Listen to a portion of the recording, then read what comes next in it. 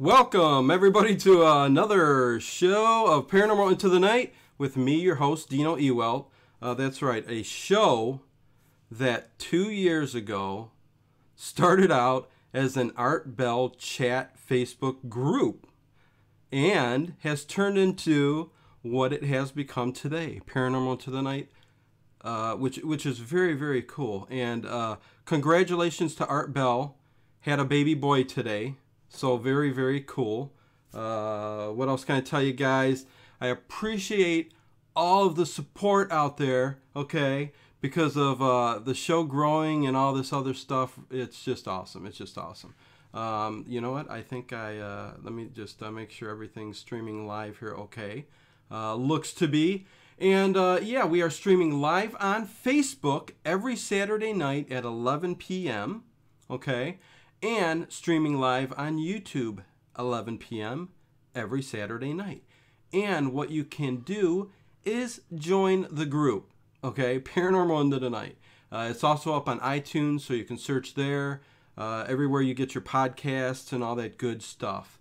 I am just wondering here why... ignore me, you guys, a second here. Okay, here we go. Everything's going smooth. Because I stream to multiple platforms, I'm doing about 10 things at one time, okay? So everything is good to go. I got a great guest on tonight. You guys are going to enjoy this. Lots of good information, very important information, I think. And this guy is just doing a lot of hard work and deserves a lot of attention and what he's doing. And I'll let him get into it. He's Jeffrey Boyd Jr. You know what? I got to give some shout outs here. I'm sorry. Let me do this too. You could also find us every Saturday, no, every Wednesday, sorry, between... My mind is just discombobulated today, okay, you guys? You ever have one of those days where just so much is going on that there was a wedding today, the kids, you know, everything, life in general. Anyways, Paranormal UK Radio Network airs our show, Paranormal Into the Night, between 8 and 10 every Wednesday Eastern Standard Time and Greenwich Mean Time. So there you go.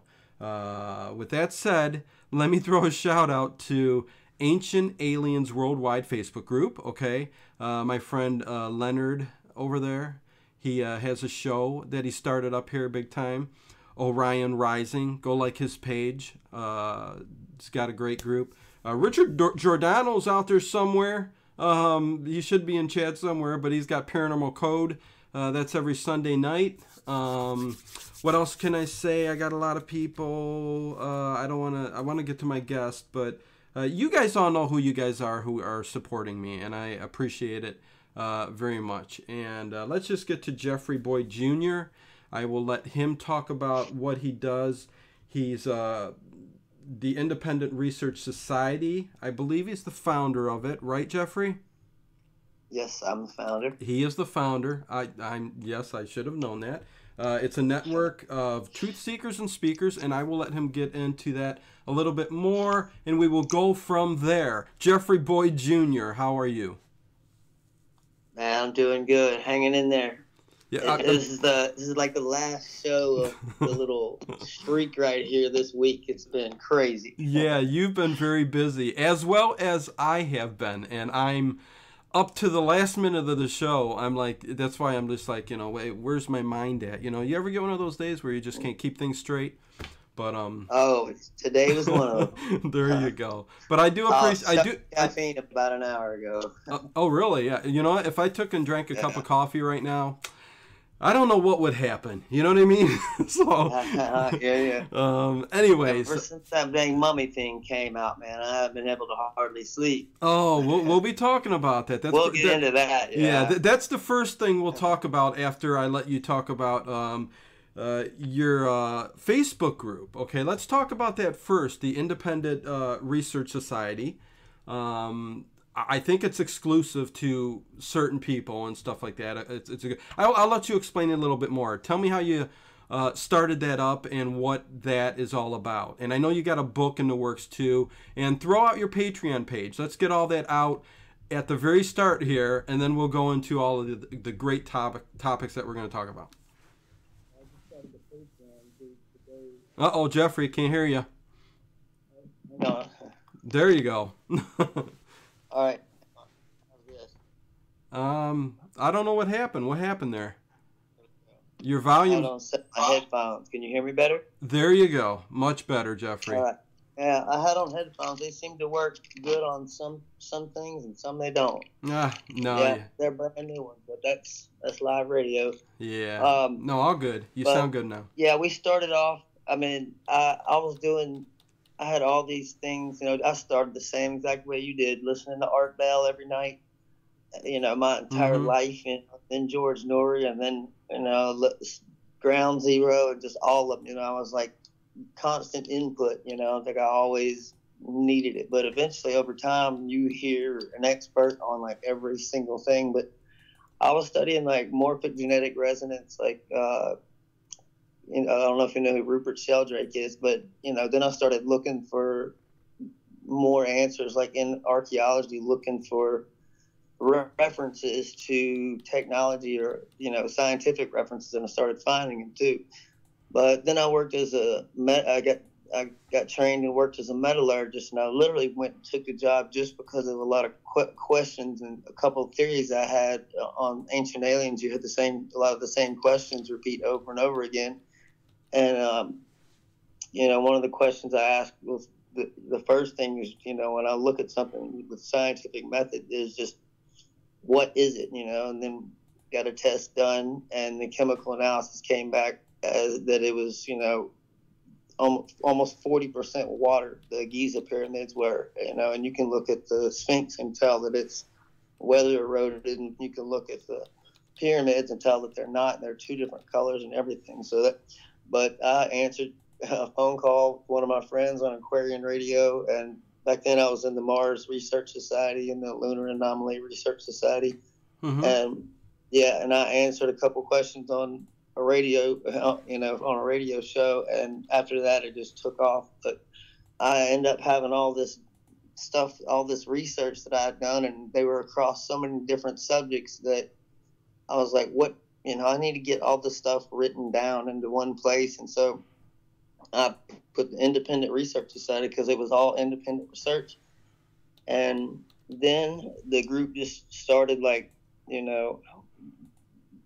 we got, some radio hosts and stuff that came later on. But it was like we started off with the experts in different fields. And so we got that good core of like the experts you need on everything you can think of, and then we started branching out from there into different countries, and now it's like 80 different countries around the world or something, and it's been crazy, and we only have like 1,800 members or something now, but that's doubled literally in the past couple of months. Wow. And so even people we were hearing back on Art Bell, like Walter Bosley and all them, they're part of the society too. And now we've got this network of like radio hosts, everywhere from Spain to, Indonesia. And I wrote a thing for Advanced Archaeology Review and Ancient Mysteries International about ancient metallurgy, because I was seeing that a lot of these things that they were calling, that they were saying were carved out. But basically I just applied what I saw at the pyramid, and I started looking at like Pumapunku and started looking at the other location and realizing that they weren't, the assumptions that all the ancients did everything the most impossible way that they possibly could find. But the truth, once I started looking at all the materials, I realized that they were doing metallurgy and they were mixing cement just like we do now, and started realizing that as I studied it, I realized the technology level of them got higher and higher and higher. And, I just wanted to like put the scientific method back into it because I love ancient aliens, but everybody became an ancient aliens theorist, and that started pouring over into the science of it, or actually taking the science out of it became a big theory contest. But then, as long as you stay within these established bounds, you can say just about whatever. But then I started finding the truth is like, it's not like Zahia Was said. We're not looking at a 6,500 BC, 8,000 year history or something with Egypt. We're looking at an age far, far back, and then a separation, and then the current age Egyptians. And then just like the metallurgy stuff that I looked at the other sites and applied it to, then I realized it was the same thing in South America. When they came down, when they moved, the Inca, the Toltec, the Aztecs, the Maya, when they moved to South America, because I went and traveled down there and saw the pyramids and all those things, and the tomb of the astronaut and the tombs of Palenque and all that, realized talking to these people that they'll all tell you that whenever they got there, these structures were already there. So you're looking at two different civilizations completely, Right. and not Yeah. right. And because archaeology keeps trying to make everything younger, Mm-hmm. and a lot of the data in Egypt is really skewed because Egyptians are famous for one thing more than anything, and that's for taking the credit of someone else, chiseling somebody's name out and putting their name in over and over, and you start getting a shorter and shorter history. And no, I hear you. After I'm that, here, Jeffrey. now I have the I'm hearing. access to I'm hearing a little echo remote there. experts. So Go ahead. I'm hearing a little bit of echo there. I'm not sure what that was coming from. Just make Let sure me you see. make sure you got everything turned down. As much as I've done that, I've got like a collection of different headphones. For some reason, some shows, like on Google Hangouts, different ones work different. Yeah. Let's see. How does this microphone sound? Well, the microphone sounded good before. I mean, you were fine. It was just I was getting echo, and I wasn't sure what that was coming from. Oh. So you sound fine. I have a thing going, so. Okay. So basically, you got this independent research society together just to get as much information in the field as possible and get everybody together. And it's kind of started to grow and grow and grow and become this gigantic place where everybody can share their research, right? And which is an awesome thing, very cool thing. Yeah. And just like when I went there, I also was learning, if certain areas where because I didn't go to school in archaeology. I went to school first in computer science and then went back in education. So I never went in archaeology and things like that, but I started learning from the people who did and got in then I was named to the ASEAN Advanced Archaeology Symposium as a speaker. When that came out, that like floored me because I've never even been to a convention, so it's like everything's moving very quickly. And that was over in the Philippines. And, but, then I started getting to know some of the authors that I had read and like some of my heroes like Klaus Donna and people like that. And, that's pretty encouraging when you're like having a down day and you get a message from Klaus Donna on the other side of the planet going, "Hey man, keep your head up, keep writing." And I'm like, right at the right time, like, a person that I was studying and reading his books just the year before, so it's been an awesome ride for sure, and got the Patreon page just up today, and just because, it's not about the making money part of it, but I'm trying to get the book out there so I can keep doing this, and also get the amount of research that I have built up now that are totally new discoveries, and started making some of my own, like, the Inside Point Doom. Now I've got imaging Inside Point Doom, and I've the computer science thing allowed me to do some things that other people couldn't, and that's where they didn't know how to. Most people don't realize that you can access most any telescope or satellite that's in space, or any piece of technology that's out there. We pretty much have just straight access to, like, not even a sign up or anything. Just click on it and do it. I mean, you can go on the Research Society wall and you'll see where it says space weather, and you can click on that, and you can connect to one or like 10,000 different satellites. So, but I started seeing things. I started seeing anomalies because, before I told you I was in the Lunar Anomaly Research Society and the Mars Research Society, but then I started noticing what I was seeing through the telescopes was not the same thing that I was seeing on Google Earth. And then I started seeing that theme repeated over and over and over and over. And then I realized, like, the stuff, our entire history that we've learned in the education system, I mean, it's just completely broken down. And that's what I always say, that history was written by the victors of wars. but it'll be rewritten by us, the insurgents, and that's the only, I'm taking away all the lenses of agenda, because that's what everything has been adjusted for over time until you have this really messed up picture of history. And if you just wipe that all away and just start looking at the data and see what that tells you about history, it's a completely different story. And it's a much longer story. I say it's a telescoping history, because we're looking farther in space and we're looking further back in time, Right. out in space and in the dirt. And it's been crazy. And now I'm about to start looking. I've been looking at imaging in North and South America for other pyramids and stuff. Now we're starting to realize there's this system all across the earth.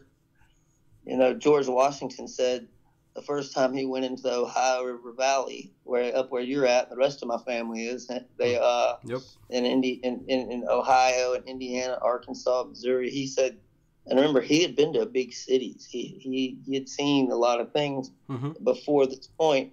So when America started expanding west, even of all the biggest structures, he had seen Birmingham, Palace and all these places in England, and he said that he thought it was barbaric what they were doing, because he said they were destroying the largest construction projects that he had ever seen.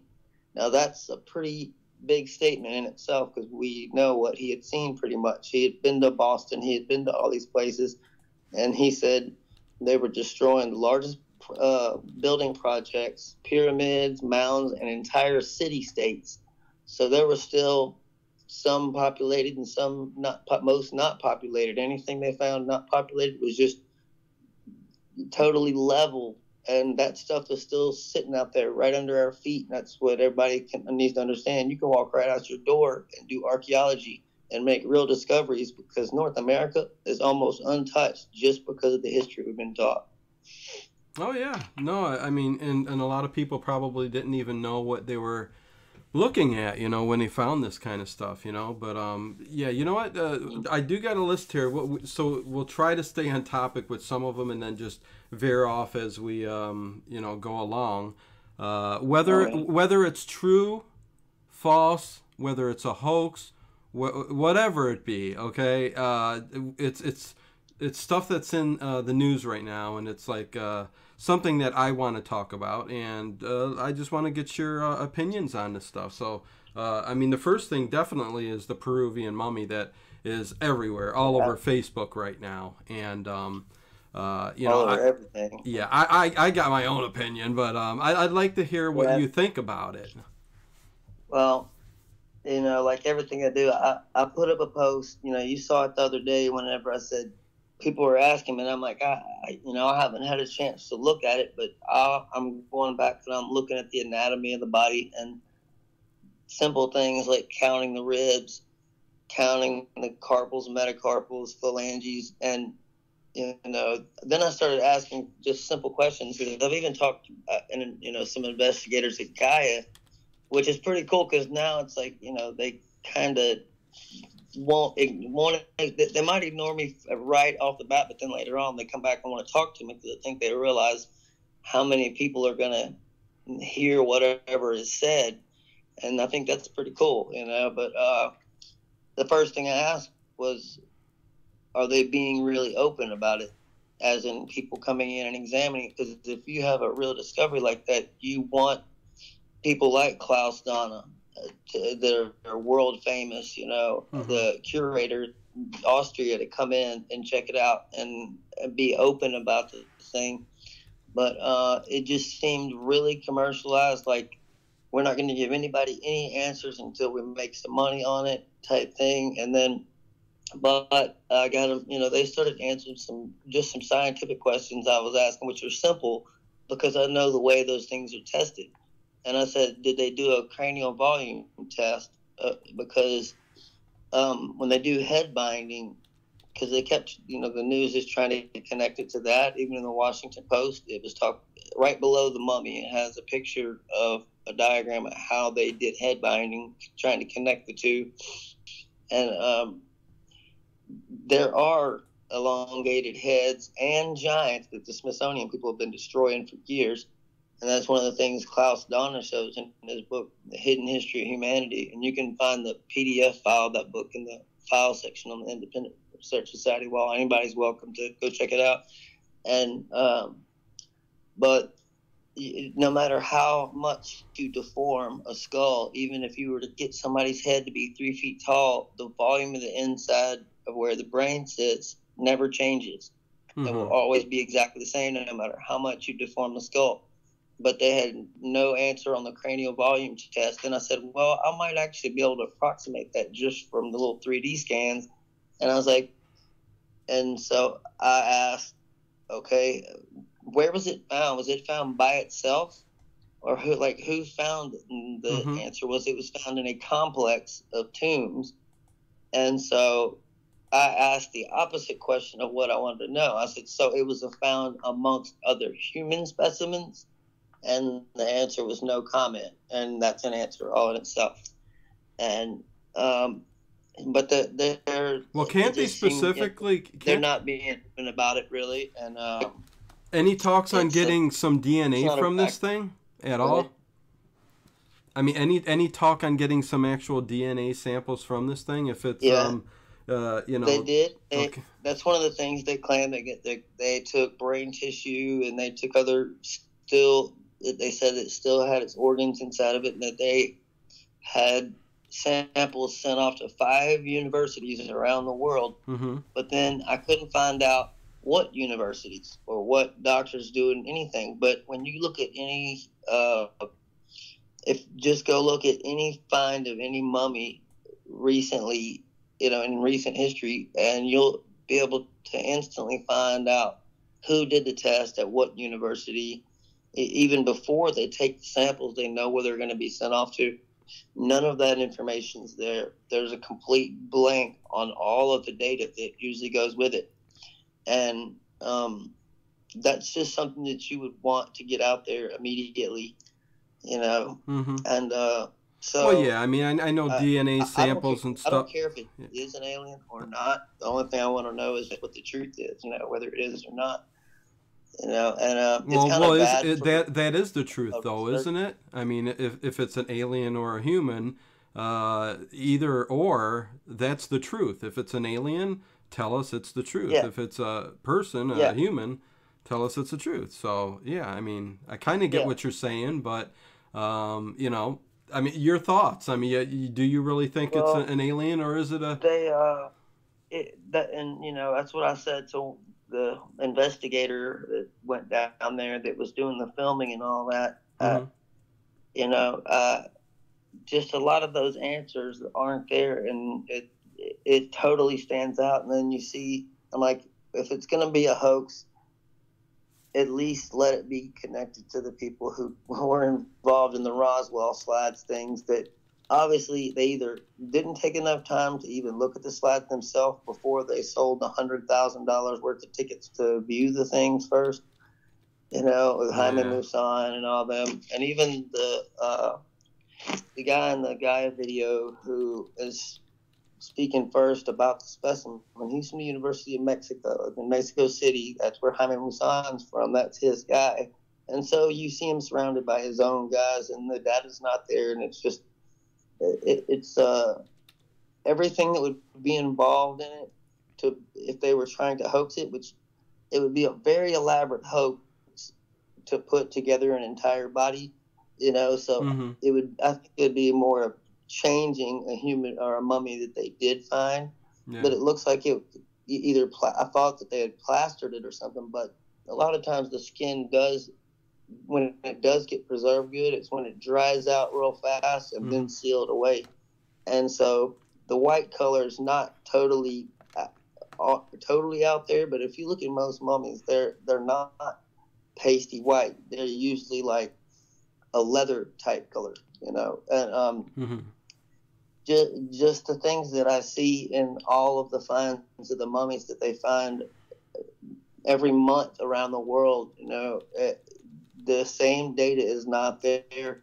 And when you see people you've got a doctor from Sweden and you've got a guy from Germany or together, and they find this over there. Well, they put out that same data because they're going to check for those the initial things that you can look at on a skeleton or a mummy and tell whether it's human or not. And the data is not there. And that's one of those things that usually you see out there first before you ever see any videos of it. A lot of times you'll see one picture of when they excavating it or something, and then you'll see the data come behind it, and then later on you'll see videos and stuff. But well, this is driving me nuts. This is all I'm going to post about. Oh, go ahead. Go ahead. Like if you look at all the gods in Peru and all through Peruvian culture, it shows the gods having these 3 fingers, but they don't have them all pointing the same way. It's this weird thing where they're kind of perpendicular. It looks like a T. But that's what it looks like in all this Peruvian art. And the Nazca line, where the Nazca lines have one of the Nazca lines looks like an alien. You know, the big eyes and the strange looking body. That's what one of the Nazca lines looks like. Right. And so that's what they're saying they found it at. So there's a lot of questions. There's not many answers out there. And, I'm just hoping that if it is a hoax, I'm just glad that it's the same people that made the mistake last time. And I'd like to believe people are genuinely good and they made a mistake on the Roswell slides and just didn't research it enough to know that was a picture of 2 people in a museum that had mummies, because they were trying to sell it as it was pictures of aliens or whatever. But no, this is the thing, man. We haven't day and age, those things are buried. Yeah, I mean, but this whole Peruvian mummy thing has just got me. To me, everything tells you it's a hoax, but we've been kind of, programmed to think that everything's kind of a hoax nowadays, just for the fact of media in general. The news, the papers, all these sites, websites, and so it's hard to distinguish what's right or wrong, but when they come out this blunt with these pictures and the pictures are just unbelievable, but there's a lot of movies out there in Hollywood that are unbelievable too. So that's why I'm trying to find out, as usual, if there's DNA that they've taken from it, which is coming back. Inconclusive, though, saying right? That, but there's no answers back from it yet, and I couldn't even find out where they sent them to. And that's usually very easy. They're usually very open with that, because if you're not totally upfront with everything, well, then the results don't mean anything. Yep, exactly. And that's what drives me crazy, Jeffrey. I think they would start with, if they were going to hoax it, they'd start with the images and work back to the mummy, But yeah, that's what drives me nuts about all of this, though. I've said it time and time again that, if we need some kind of evidence, we can't just keep talking about what we think is going on and what things are. You know what I mean? We need some evidence to back it up. And everybody keeps coming out with their own ideas and saying, well, this is probably why that. But when I say, where's the evidence? Nobody's coming back and telling me anything. And I'm not being, downright skeptical, because I've got a very open mind. But I continuously ask these questions, and, everybody says, okay, here's the information, take my word on it. And dissect it yourself, which sometimes doesn't even help me out. Come on.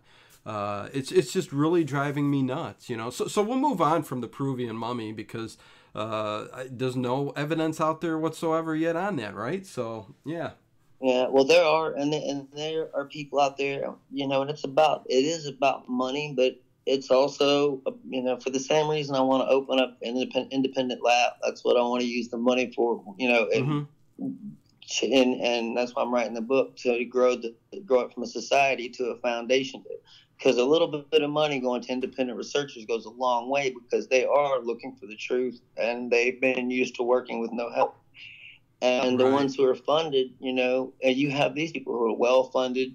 But, if a lot of people start believing in it and it's a hoax, well, now it's easier to nail in that history that they've had that keeps their agenda in place, and it keeps people from asking questions and keeps people, it keeps people watching TV and thinking that politics is important and then this is important. And when they try to tell you what's important, it is not important what some basketball player is tweeting. It is not, but that's been put into everybody's head what's important, and you should be angry about this in politics, and you need to get out there and demonstrate, and the president and all this other stuff, and it's just there's a whole different world, and the duality of it has become separated, further and further. You've got people who cognitive dissonance, people just will get angry if you shake up their world. And then there's the other people who really want to learn the truth, whatever it is.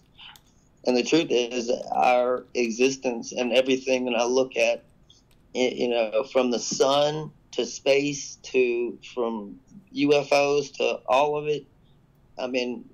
From our history and archaeology, it is all an amazing, so much more amazing than anything, on TV. I've documented multiple different types of beings that I've seen around the sun repeatedly, in different types of life, and I see a lot more things that appear to me to be life than what Stanton Friedman says nuts and bolts crafts. And well, let's talk about that. Let's talk about the sun, because I know you go in discussion and have done a lot of research on the sun and a lot of images that you've gotten from what's Soho and some of the other. Yes, HelioViewer, and so is the Soho satellite, and the other one is Satan, the Solar Axion telescopic antenna. And that's another one of those things that's available. Can I just say that again? Can I just HelioViewer.org, and it'll show you the sun right now. Right. Can I just throw that out there? The Vatican's telescope, okay, is Satan, okay. That's ridiculous. Yes, which stands for what does it stand for again? It's Solar Axion telescopic antenna. Yeah, there you go. So.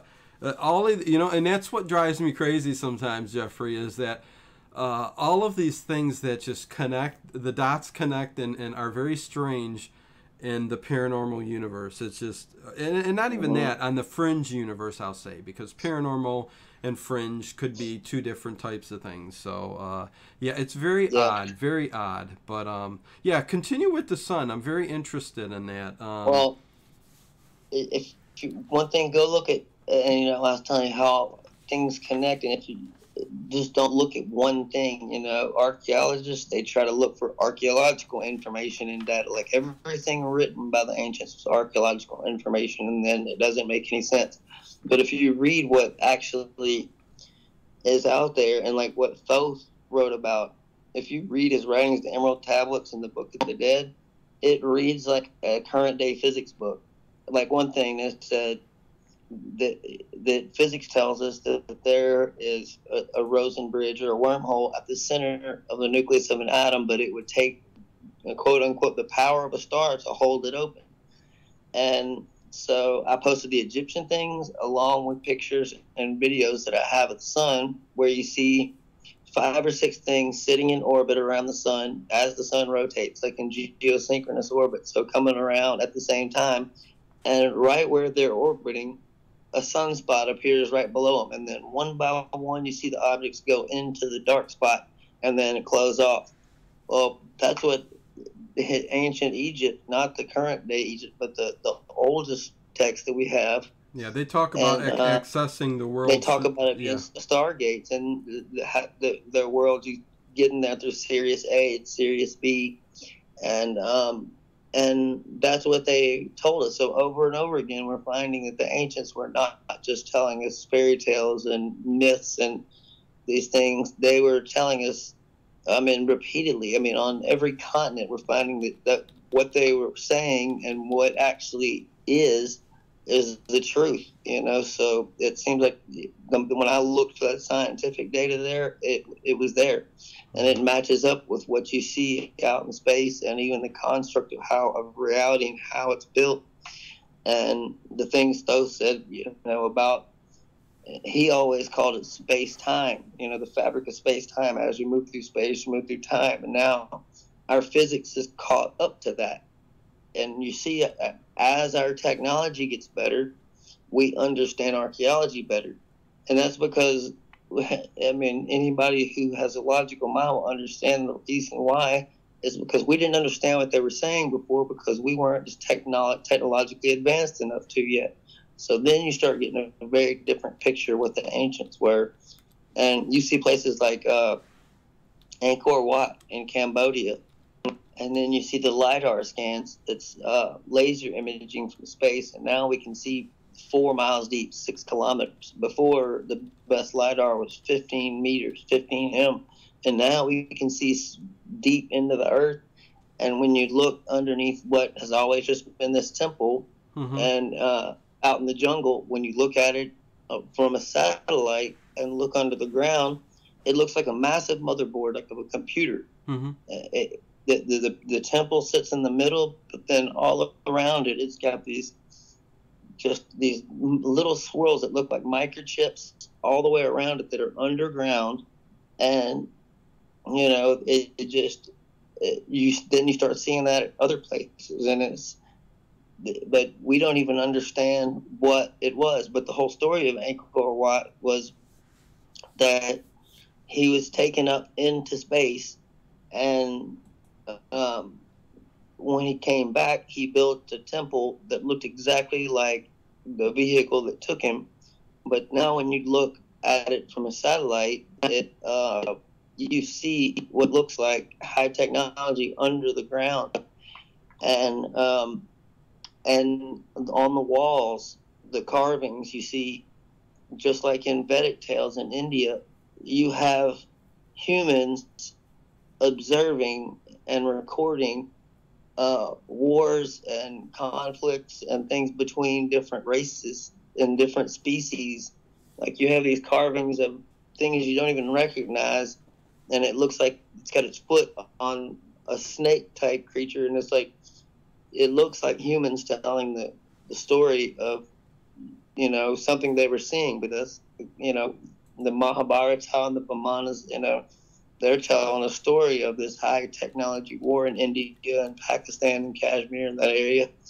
And a lot of things are just completely omitted from our educational system. Like Australia, you've got the oldest culture on the planet, which is the original people, the Aborigines, but you don't hear them in history anywhere. In the 60s, the late 60s, they still have them listed in the same category as kangaroos, but it's totally left out. Then in Indonesia, you see these pyramids and I've been to Mexico and seen lots of pyramids, and these things, the first time I saw it, there's no way I would have thought it was Aztec pyramid that I had not seen. And come to find out, it's on the other side of the planet. It's in Indonesia, and there's a whole country full of it, and Borobudur and all these places, and just like the pyramids.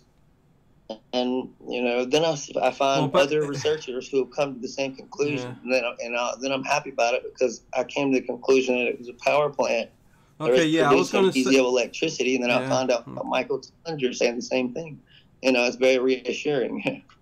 Yeah, I was going to say, we keep jumping all over the place. I know, because one thing kind of leads into the other. Connects with the other, yeah. Yeah, but let's stick with, for now, because, technically with the sun, I was going to ask, but I'll get that, I'll throw that question in there a little bit again. But since we're talking about the pyramids and stuff like that, discuss it in a little bit more detail on why you think they're power plants, and what is your thought on all of these pyramids being all across the entire globe, and what they were used for, why they're everywhere, and give me your thoughts on that. I think one of the links that kind of was just like one of those epiphanies you have, and it was Tesla, and I started looking at all the things that he was studying, and looking at the designs of his towers that were going to use groundwater that's running, run through the ground, and a tower that's 75 feet tall and try to broadcast electricity. And then I was like, later on I realized I think he was trying to recreate what they were doing at the pyramids, because he's trying to use piezoelectricity And the same thing at the Bosnian pyramids, it causes that pulse.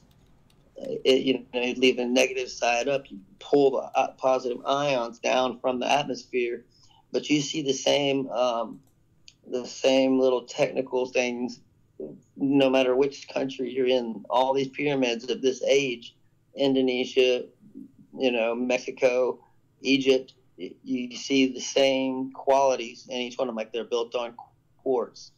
And there's things like the roof of the Queen's chamber is covered, the ceiling is covered in salt, and it has a water line at the top of the ceiling. So I believe the Nile was running through the pyramids. And, if you put weight on top of a quartz rock, on a quartz crystal, that causes electricity. Now, when you run water across it, you multiply that effect. Now running the Nile, the second biggest river on the planet, through the pyramids, and you're producing massive electricity. But well, how did they get the Nile to run through? I did a project. I did a thing. It's called hydroelectrolysis, and it's where you use electricity. And I just put a nail and two corks, and then you put a positive wire on one and a negative wire on the other one, and put a test tube full of water on top of each nail. And when you hook it up, I use baking soda instead of salt. Salt actually works better. And what they were using was natron salt, I think. And that's sodium carbonate. I was using regular baking soda, Arm & Hammer. That's sodium bicarbonate. Right. But I did that test in 5th grade. Then I found out. I look at the pyramid and everything about it. You have vents. They call them, but they don't lead out anywhere. So that's like the test tube. But what's at the end of that vent? Just some copper handles, exactly like the nail. So you run water through there and you have an electrical charge. Now you have literally the vents could separate. You had one that leads outside and one that stays closed. So it looks like they were producing even clean burning hydrogen and oxygen. They were splitting hydrogen and oxygen with electricity. And well, how did they get the Nile to up to the Great Pyramid itself? I mean, elevation-wise and all that. How did they get what? How did they get the Nile to run to the Great Pyramid itself? Well, that many years ago, that's just where the Nile was, and that's why they have the dates wrong on it. There's no way it's 6,000 years. Just think about if you're building the pyramids. Would you build it 4 miles away or whatever, 5 miles away from the Nile? No, you'd build it right on the Nile. Right. And just the way the entire thing's built, water ran through there, and you can see a water line on the pyramid. And some people are saying that was from the flood. Well, if you hit rock, especially concrete, with water for a little while, it doesn't cause a permanent water stain. It's going to be there for 10,000 years. But when you run water through there, now think of the underground chambers, then there was no entrances to these things. And go look at any of the tombs, any tomb in the Valley of the Kings, they're all decorated from wall to wall, the ceiling, everything, and the things covered in their chariots, their boats, they were buried with their weapons, everything. There's no decorations of any type. There's no hieroglyphs. There's never been a body found in any of those pyramids. Later on, and even things like Imhotep was called the first. He's called the architect Pharaoh, the first pyramid building Pharaoh. Well, and he wrote something called the Famine Stela, and that was during 7 years where the Nile dried up and didn't have their floodplain that they got. It usually floods out every year. Well, that was him talking like just a few thousand years ago. And we have records like the Sumerian tablets and other things that talk about the pyramid wars. You can't have a pyramid war without pyramids, and that was far before him. And the pyramids were already there in his time. And you can see that the newer the pyramid is, the worse it looks, the worse shape it's in. But you can also see two totally different types of construction. They're just totally built two different types of ways. And some of the newer ones are almost built out of mud. And when I got the test, when I looked at the first chemical analysis of it, it said that it was 6 parts lime sand, and the sand cannot stick back together. But when you put sodium carbonate with it, which is from dried up lake beds or river beds, and when you have the Nile meandering, and also we know that that used to be a very lush area. It was not always arid. So since the country dried up, and that means sodium carbonate would be everywhere. That's that white stuff you see in riverbeds and lake beds and things. And then I realized 40% of that 300-foot pyramid, 140 feet of it is water and sodium carbonate, and that's even one of the active ingredients you need to be able to create the electricity and to speed up the effect of breaking it into hydrogen and oxygen. But just find the salt on the ceiling of the King's Chamber. That's the only sense it made. I thought about that experiment I did at the science fair all those years ago, and I realized they're all built on top of quartz deposits, and it had water running through it. And then when you look at the pyramids in Mexico, they're all built on top of quartz deposits and sitting on or contain quartz, and they're sitting on top of a cenote or on top of water. And even their ancient religion was the river that runs under the mountain, and that's kind of the story that history tries to tell us why they were building the pyramids. They were trying to put a mountain over a river, and they were going into the underworld. They were doing construction, period. And people build cities and civilizations around utilities. Right. They build it around water, electricity, and the things that you need. But where's the connection? Where's irrigation, everything. So, but where's the connection with I mean, because the Great Pyramid, okay, the power plant, the water, across the globe though, maybe same time, same period, maybe earlier even. Yeah. There'll be a pyramid there too. I mean, we could talk about South America, where a lot of the pyramids were found down there too. I mean, same thing or a little bit different. And are they connected? If you haven't seen it, go watch Carmen Bolter's The Pyramid Code. She was one of the speakers at the Advanced Archaeology Symposium too, and she shows the connection between the two and the ones in Indonesia. And everything we find shows us that it was this global civilization. But just like we're talking on a phone right now, having a radio show right now, and drinking a Coca-Cola or something. Well, right now, someone in Egypt is drinking a Coca-Cola and they're doing a radio show on their telephone or on their computer right now. They had the same technology worldwide, and it's just our nature. We're not going to look at water or space and not try to go there. That's just our nature. And then, as things have gotten better, carbon-14 is just completely worthless because you have to have a consistent amount of radiation. You have to know that there was a consistent amount of radiation coming from the sun, so it was always burning at the same brightness, and the atmosphere was the same, and that's just totally gone. Now we're starting to see that we are looking at different time periods, and like the Indonesian pyramids, just absolutely perfect. They look like they were built yesterday, and there's so many of them now. And I didn't start learning that till this year. I didn't know anything about the Indonesian pyramids. I met Danny Irwanto, another one of the speakers, and go check out AtlantisJavaSeed.com. That's where he thinks Atlantis was there. He's mapped out before it was like all these thousands of islands. It was the Sundaland Peninsula, and that's where Gunung Padang is. And go look at Kandy Kethik Pyramid and Kandy Suka. They look Aztec and Mayan, so you can see the exact even building style. And I mean, I'm talking so exact that, I mean, there's no way I would have thought that was in Indonesia. The first time I saw it, it blew my mind.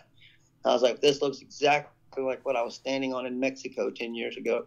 And you start seeing Hmm. the same angles in the pyramid. I mean, to the exact degree, like a 51.5151.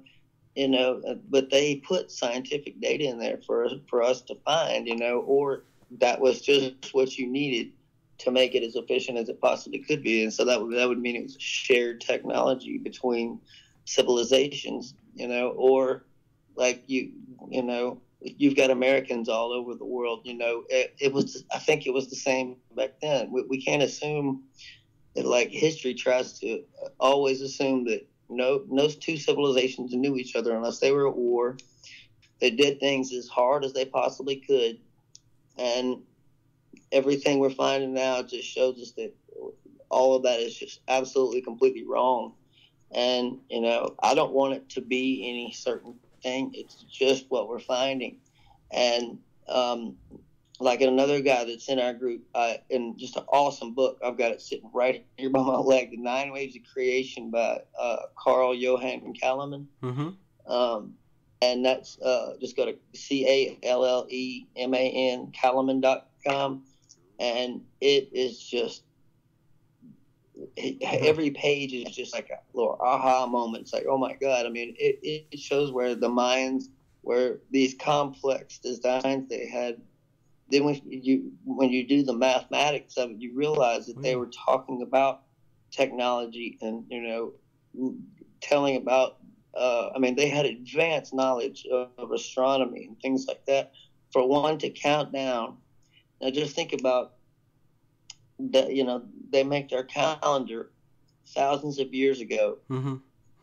They knew that on December 21st, 2012, at this exact time, is exactly the moment that our solar system and the Earth, that our entire solar system, but the Earth goes from below the galactic plane of the Milky Way to above, because the arm, what the Milky Way looks like. It has arms. Right. Well, those arms twist. They twist as it spins.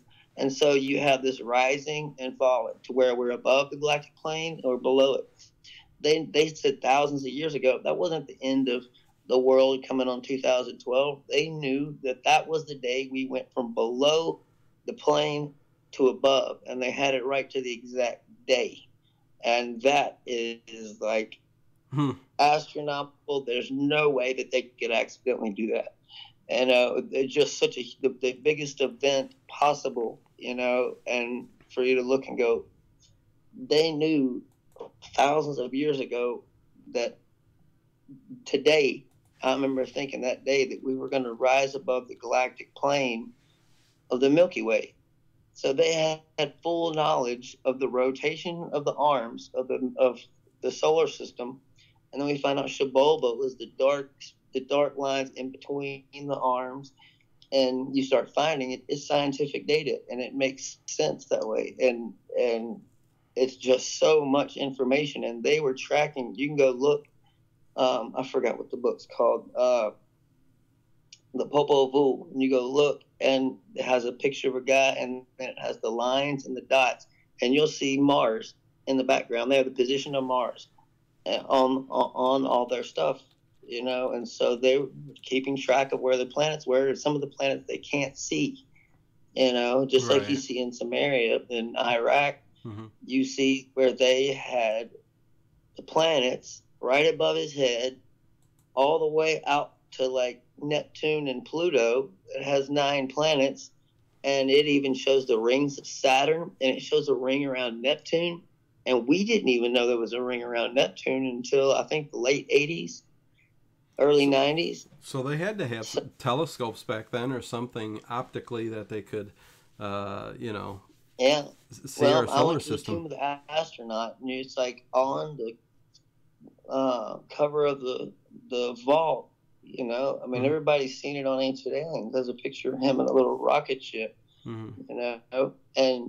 But you hear about that even in other languages, like in Hebrew, like in another. You wouldn't think that those two know each other or anything, but the word Shem, it literally means rocket ship. That's literally what it means, And so we've had previous times of high technology, but now I'm starting to see, like whenever I did I saw the Point Doom images, when uh, I was doing Lighting the Void in Joe Rupe, and they asked me about Point Doom, like, Jimmy Church was trying to get a view inside Point Doom, and they talked about it for forever, and then nothing ever came about it. And I had to ask him. I was like, well, I wasn't listening right then. I was listening to Jimmy Church a lot, but whatever happened, I had to ask them whatever happened. And they said nothing. And 5 minutes later, I came back with an image of the inside of it, and it shows rows of pillars and very symmetrical, and it's absolutely architecture. And even the Paleocene was, that's 12,000 years ago. The water level is 400 feet lower. Well, this is 2,000 feet down. So that would have to be probably during the Ice Age before then, whenever there's even more water not in the ocean. And when that was, because you can see it's clearly that was the old coastline at some time. And that was where the continental shelf is. But you just keep finding out scientific facts and then looking back and seeing them talking about it whenever we didn't realize what they were saying before. And just like the ring around Neptune, and there's multiple civilizations that had a ring around the planet, and even cave drawings. We don't know. I don't go drawing on cave walls. It could have been kids drawing that, for all we know. In some cases, it probably was. And well, what a coincidence that would have been. We just have to put the same assumptions on them as we put on ourselves. But I think make sure that we stay the peak of intelligence ever. Well, I think there's, I mean, it would be a big coincidence that could just so happen to put a ring around Neptune, but I'd say, there has to be more to how we knew all of this about astronomy back in the day, before telescopes and before all that, the technology. If there was not any technology, there could be. There's only two ways to know. Okay. Someone had to give them all of that information. That's where I was going to go. It had to come from someone who had either been there and seen it, or someone who also had telescopes. Yeah, that's what I was going to say. I was going to say also, what is your thought on possibly there being some alien interaction with the human race back then, or vice versa? On every single continent, in every culture, you hear it, and you find those stories everywhere. From I'm a Four Winds Nation Cherokee, and everywhere from the Cherokee to the Iraq to the Egyptians, to everywhere, they all tell the same exact story. And then you hear that these over here are dealing with this type of race, and then you say, wait a minute, they might have all been talking about this race over here that was in the Sumerian tablets that gave them technology. But that is a repeating theme over and over and over again. And then you realize that both these stories are being told at approximately the same time. And we have things, you look at the Bible and you start seeing the story of Noah, the story of Adam and Eve. All these stories are in the Epic of Gilgamesh in the Sumerian tablets. I wish we still had the Library of Alexandria. We probably wouldn't be having this conversation, because we'd probably be much more advanced. There's no telling what we'd be by now with thousands of years of having that knowledge. Because if we have the physics knowledge that we have just from the Book of the Dead and from the Emerald Tablets, who knows what we'd find in the other 43 books that were destroyed just of Thoth. And we don't know what other books were even there. We just know at least 43 or so, I believe, of his were destroyed. But that was supposed to be the entire human race's knowledge, the Atlantean civilizations. But now we're starting to see that age when Atlantis was supposed to be around. Well, now that would be the approximate time when Point Doom was above water, and that would be the approximate time it, in multiple civilizations, where, and they even called him Thoth the Atlantean. That's why I think the first Egyptian writings, what do they say? They talk about the golden age of civilization, the 25,000-year-old civilization before them, and we basically have like 150-year-old, 200-year-old technology. Imagine a civilization with 1,000-year-old technology. What would it even look like? And then 5,000 or 10,000. Well, we're already getting more back to nature and going green and all these things. So the higher technology gets, it would start looking more like that, and you do see that they kind of all lived in common ways back then. But I think our advances in our understanding of piezoelectricity and of things like that, and I don't hear a lot of people talk about it, like what the sun even is, and the stories that we heard here in the Egyptian. Well, what do you think there? Egyptian carvings and all that. It's much more complex than just a ball of fire or just a nuclear reaction that's turning hydrogen into helium. I've taken pictures where it has, you've seen them, where it has these complex structures on the surface, and where there's a flare, you'll see a sunspot. But I see things dive in, and I've seen sunspots form, and I'm literally sitting there talking to a few of my friends. We're watching the same thing, and you see things fly out of it, but then it can't be ejection material, because ejection material doesn't stop in orbit once it comes out and wait for a few more things to catch up with it and then disappear. And then you have this Earth-size, I think it's a creature, I think it's a being, it acted more like a fish. Okay. But as the sun turns in orbit, or as it turns, you have something looks like kind of like a jellyfish attached with one tentacle, and sometimes it's split to three. It looked like a little tornado thing, but it looked like it was sucking energy out of the sun.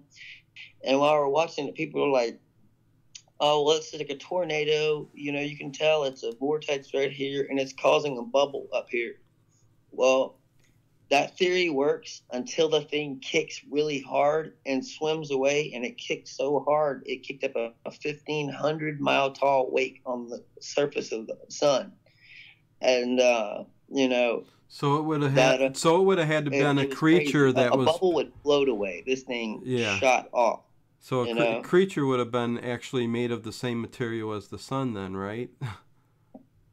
Well, space is cold, and now I'm starting to think, if you don't have atmosphere, you can't have sound travel through it. Maybe you can't have heat travel through it either, because when you get out into space, it's ice cold. But if these are silica-based life forms, and that's what I've said before, is SETI looking for water out there? That's like us standing, me and you are extremophiles, and we're sitting on the edge of a volcanic vent. Extremophiles are life that grows, and the only place they can live is on the edge of a volcanic vent at the bottom of the ocean.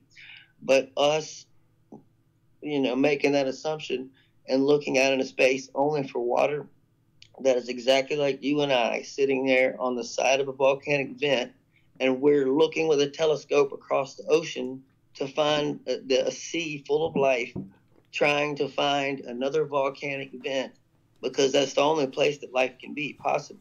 Oh, because right. You have to have 400 degree. Yeah. No, I agree that I agree that life can evolve on just about any planet, even the sun.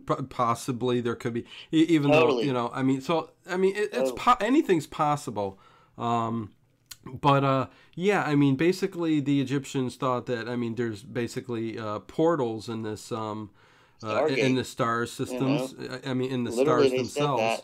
And but what site do you go and watch this on? I go on helioviewer.org. Helioviewer.org. Helio, like the sun, HELIO. Okay. Viewer.org, and there's a little thing at the top where you can just, if you see something interesting, you can click, it snaps a photo for you, and it's in the super, super high def, so you can zoom in really close on things and still be massively high def. And you can also take movie clips, and you look on the side, and it shows you the most recent movie clips and events. And there's a little time clock at the top, a little slide bar, so you can slide it back in time. As long as Soho's been there, you can slide it back and see any event. Yeah, you're gonna have to send me a link to that site, or if I forget. It's But awesome. yeah, I gotta check that out. I'll pop it up in the stream every now and then, and it. Okay, cool. But yeah, there's amazing tools like that, and people don't realize, like the solar weather thing. You can check what the weather's going to be on the sun today, But whenever I was working at Komatsu as a metallurgist, I'm sitting there and I've got a piece. Have you seen that picture of me on Facebook where I look like Darth Vader, but and it's a gold shield over. It's a gold shield over my face. Yeah. And I've got on these heat gloves. Well, I'm standing next to an oven or a furnace that I built, and it's called coking up the furnace. And so this is where I show that they did have the technology to do metallurgy back then, because that was the big argument. They weren't advanced to have metallurgy. But when you look at the architecture that it's built out of, it's way more advanced than the technology it takes to have metallurgy. Because if you have a fire that's 600 degrees, well, for one, anybody who sees lava cool will instantly know that you could reheat it, and you would know that rock is going to be, it's possible to make it into a liquid form. But when you have complex tools and jewelry and all these things, that's how you separate the metals out of the rock. So you find these ancient tools and these ancient, just elaborate, awesome gold things that are just super complex. They were doing metallurgy, and the only thing that it takes for me to make the furnace go from 600 degrees to 4,000 in just a few seconds is other rocks, because they'd melt down a bunch of steel and stuff, put it in there. And whenever I wanted to make the furnace jump, and I'm trying to make this melt down into the alloy that I made within a few decimal points of the stuff I made before, like making stuff for drilling and things like that, super hard alloys. But I'm throwing other rocks in, moly oxide, and throwing more carbon in, throwing in, things like limestone to act as a fuel, because anything else burns off too fast. You even throw aluminum in, it disappears almost instantly. But I sat there looking into it and thinking about, the sun, and a piece of literally clear as water metal flies out, hits me right in the face, and it just drips off of the mask, like, right after you wax a car, it just dribbles off. But if that were to hit anywhere else on me, it would have just passed straight through me, like I wasn't standing there. And I realized I'm standing here this close, and if any other human was standing this close without this very thin Elvex mask on, and it's just millimeter thin, if anybody else was standing here, they would be dead. And I'm standing here for 8 hours a day, or however many hours. I'd take a sample and run back to the lab and test it and see what I need to add, and then come back and add those things, and take another sample after it burns and see what I need to add. And so basically I'm like the cook, I got that job literally just because I wanted the training. I went down there. It was just by chance. I had gone to school of computer science, and there's millions of chemists in the world, but there's literally like 150 chemical metallurgists and heavy metal chemists. So they thought I was playing when I said I'd take the job, but I was like, I went down there for the AOD furnace operator, which you sit there in a computer and your job is to push a button, tilt the thing over, and stand it up. It's an AOD furnace. That means oxygen or argon, oxygen decarburized. And so my job was to sit there and monitor it and do what everybody tells me to tip it over whenever they need to take a sample. But they had already given that job to somebody else before I had driven all the way down there in Mansfield, Louisiana. Wow. And so they said they said, I'm sorry you drove down here for nothing. The only job we have is for a chemical metallurgist.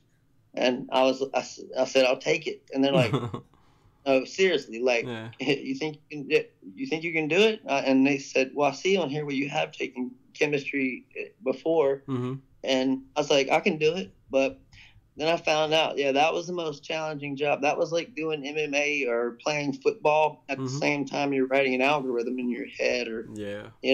doing advanced algebra or something. And it was really challenging, but I picked it up pretty fast. After just a week or so, the whole entire factory was running off of my algorithms. So it was very Yeah. valuable to me. I'm very glad I got to do it. It's one of the hardest things I'd ever done, especially for that amount of money. But Wow. Yeah, I hear you. it's definitely worth gold. Yeah, very cool. Yeah, let's jump in. Wait, let's talk a little bit about Planet X. Even though it's been a debate over and over again, I just like to get your view on it. You see it.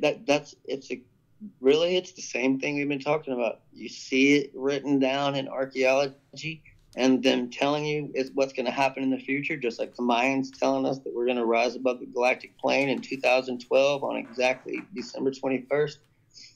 Well, never happened, but Sumerians are talking about it. But back in 2005, and you can go to jeffboydjr.blogspot.com, and it'll show you back in 2007, I was just looking around the sky on Google Sky and Google Earth, and found this cutout section of sky. It was like you're looking at this multicolored sky, nebulas and everything else, and this one area of sky is just black. They had just cut it completely out. And so You believe that was Planet X that they were blocking out? I had to know right then. So I went to the Caltech IR telescope, and then I went down to a Chilean telescope, and I started going to different ones and getting views of exactly that coordinate. And I see this thing that it looks like a big Venus or something. It's red. You couldn't see the wings on it then. But over time now, and there's pictures of this on the Research Society wall too. Now it's over 20,000 times larger when I look at it than it was when I first looked at it in 2006 or 2007, when they cut out that square. But when they cut out that square, I started posting things. But it's called a SONA system, SONNE, a SONA system, and it's usually when most solar systems are binary. You have two suns, two stars, and so you have solar systems that are in orbit. Kind of like you have the Jovian system. You have things in orbit around Jupiter, which is very close to being a star. All it needs is a little more mass, and it would be a star. It would turn into a star because of the mass of gravity. So planets only get up to a certain size before they turn it to light up into a star. Well, how large is this? How come nobody else is coming out with these pictures, and it's not all over everywhere, or is it? Planet X.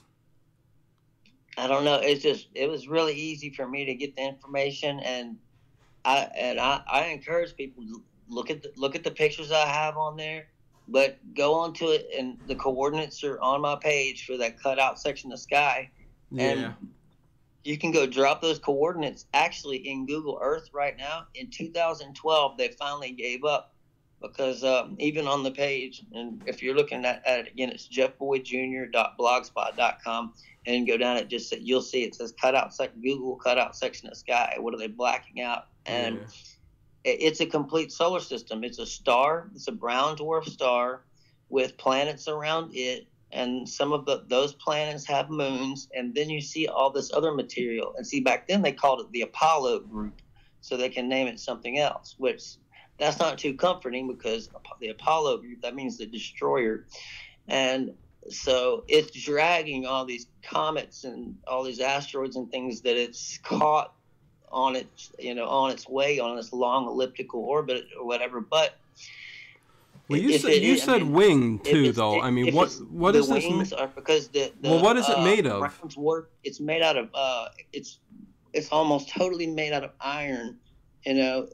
We have a hydrogen and helium reaction in our sun, and This one is either had dimmed out over time, or that's just how it's always been. It was just made of a different material. I told you, like planets, as they build up and get bigger, Mm-hmm. eventually the gravity gets so big that it lights up. Fission happens and it turns into a star. And this is just, it's literally rust. It's iron oxide being blown out into space. And so it's just like a comet. It's got two tails. And I have diagrams and all that stuff. I'll send it to you. And So it's not inhabited by the go Nephilim. look. Now go look. The Okay. Egyptians, the Sumerians, all of them, Mm-hmm. their symbol is the winged disc. Elohim, they always talk about it. That their symbol was the winged disc all the way up to the Nazis. Everybody knew this back then. And you see that same symbol, the winged disc, over and over again through all these civilizations in that area. And in all the Anunnaki stuff, you see when they're talking about Nibiru and all this and teaching the Sumerians back then, they have the winged planet, and they were telling them what it was. And they even said that it was a solar system. It had its own planets, and it had, so they have a more dim star, but the planets are closer in to that star. So it's inhabited? This is something you don't want coming into your solar system, though. So hopefully it's coming our direction, but it's not actually in orbit with our star. Hopefully the ancients were wrong, or that it's happened so many times that the planets are in different order than they used to be, which we have evidence now of things like Mars' atmosphere being blown away and different things like that. But the center star, the winged planet, I mean, that's a brown dwarf star, but it's still like 10 times the size of the Earth, or what's even bigger than that.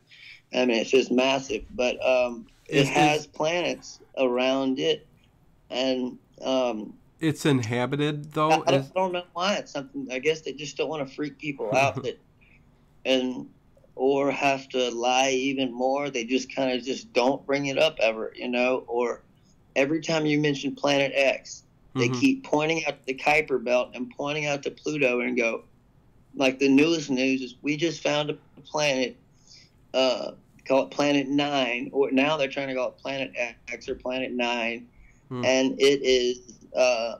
it's something like, something crazy, like 5 times as far out as Pluto or something like that. It's just so far out there, but they found another planet that's still in our sun's gravitational pull. The Kuiper Belt is just a belt of just asteroids and little dwarf planets and dwarf moons, and that is just beyond Pluto. And so we could have 4 or 5 more planets past the Kuiper Belt that we haven't seen before, but space is just so vast, you have to catch it at the right time, because not everybody has this picture that all the planets are lined up on this flat disk, but some are tilted certain ways, and like Neptune doesn't rotate like on our axis, like standing straight up and down. Right. It like rolls. It almost rolls around the solar system. It has an axis where it's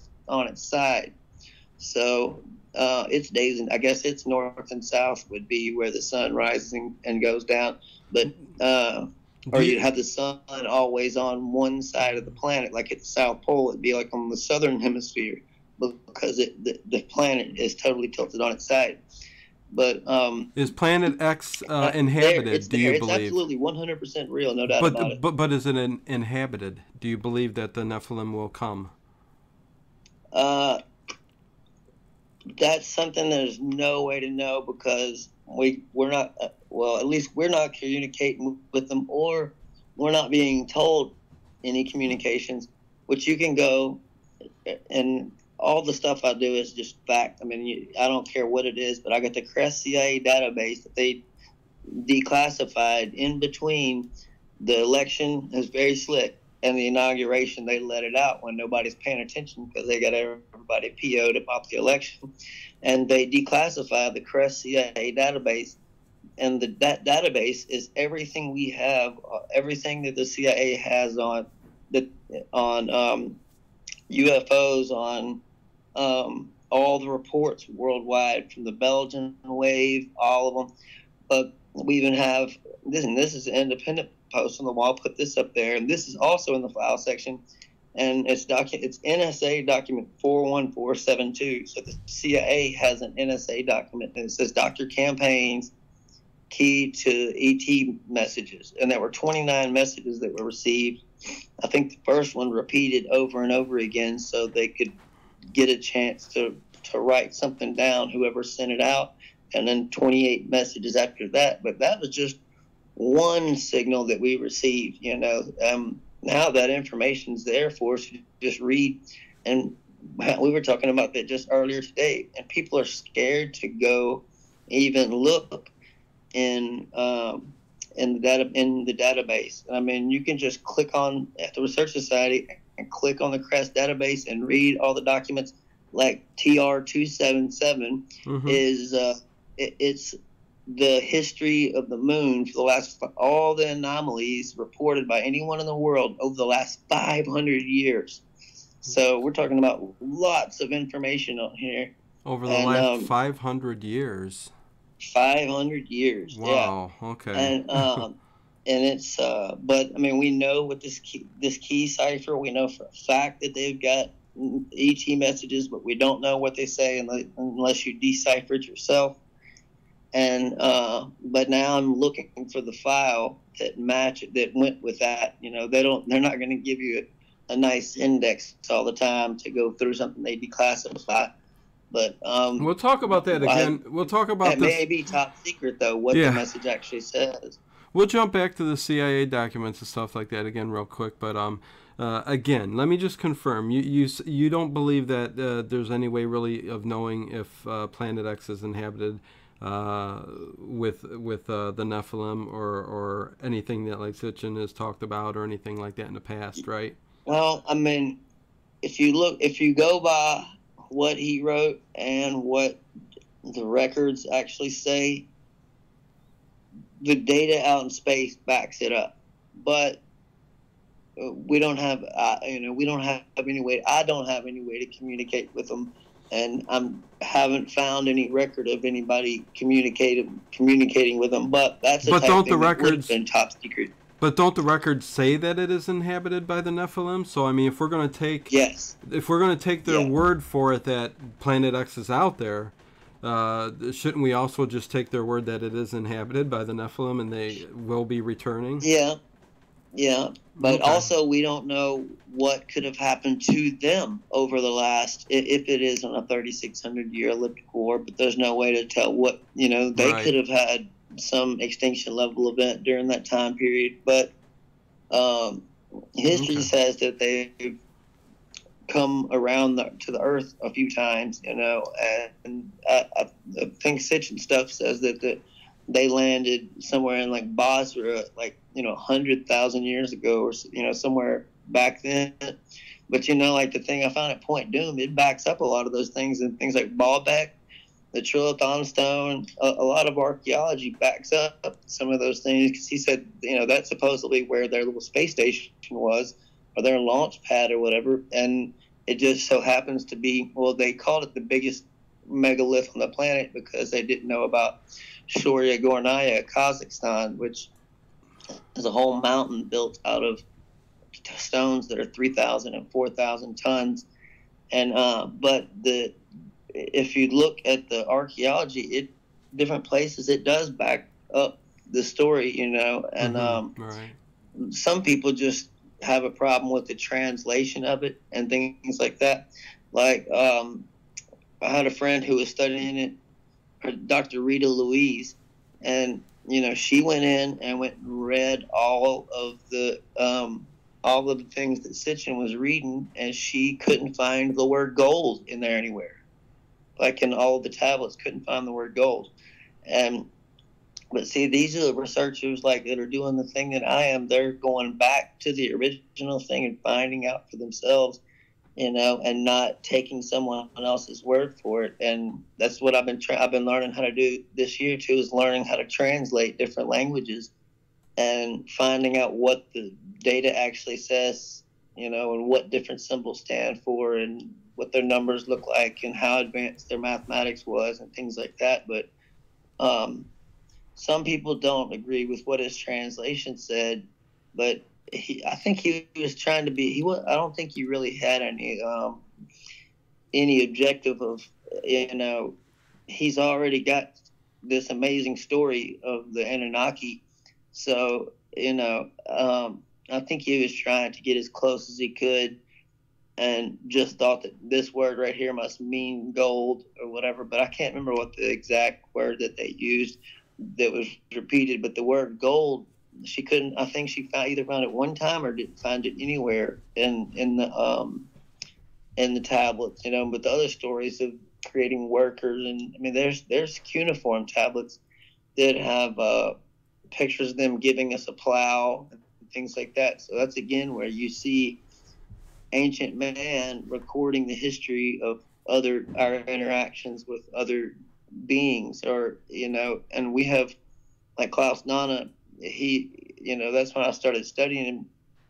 He's found giant bones from all over the world. Like places like Ecuador have massive amounts of them have been found there, and that backs up the other stories. I mean, even David and Goliath, these things. There are giant bones found everywhere, and you have different races. You have this one race that's like 9 to 10 feet tall, depending on if it was a male or female. But then the ones Klaus Donna was studying he calls it the 7-meter race, and that's like 21, 22 feet tall. But they've found skeletons over and over again. You see on the internet where they keep calling it a hoax, keep calling it, the giant skeleton found, and somebody else comes out and says that it's a hoax. Yeah. But that's just people skewing information, because like the Smithsonian, it's hard to know the truth. Giant bones. Yeah, it's hard to know which is faked or real. I mean, it really is when it comes to video or photography or pics nowadays. I mean, it really is. Well, him, he has like a heel bone that was sent to him, and this heel bone is like the size of my entire foot, and he did the testing on it, and see, he's one of these guys that he's not like Jaime Maussan or the guy at University of Mexico or whatever. He's from Vienna, Austria. He's like one of the most respected archaeologists in the entire world, and right. That's and when he says it, you can pretty much believe it, because that's he's one of the guys I looked up to, and I was like, whatever the truth is, I don't care what it is, I just want to find out what it is, No, I think there's been enough researchers and anymore. Yeah, I believe there's been enough research and evidence found that there has been a race of giants in the past. I really do believe that. But everywhere. Yeah, I mean, I called the Age of Taurus, and this is another time where I was sitting there and I realized something, and then I read something. Saw I was watching one of Klaus Donna's lectures on YouTube, and he talked about the bull and showed in Italy and in Ecuador, and I have a thing called the Age of Taurus, the high-tech civilization before us, and it anytime you see the symbol of the bull, which that was when it was the dominant constellation in the sky, and anytime you find the symbol of a bull somewhere carved into you find giant bones there. Every time they found giant bones, they would find a bull's head nearby. It was like that's how they marked their graves or something, or that's how humans would mark where they buried giants, or somebody, whoever made the carvings, and maybe that was the symbol for their civilization. So when they buried one of their own, they put that there, and there are structures all over the earth that don't make any sense unless you're really massive. They're still just, the jury's still out on Yonaguni in Japan, this massive megalithic structure underground that looks like it has stairs, but you would have to be 21 feet tall for them to be, like stairs to us. And they haven't gone and tried to get to it, or? Yeah, well, people have looked at it. It's amazing. You can go look at every single square inch of the place.